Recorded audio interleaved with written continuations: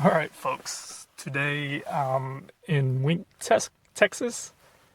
If you're wondering why I'm out here, I heard there was a sinkhole here due to horizontal oil drilling, years of it, and it formed a sinkhole.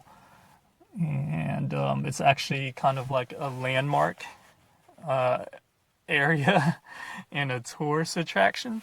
So I'm gonna see if I can get some footage of this. As I'm sitting in my car right now, it's all fenced off. I can't go any further.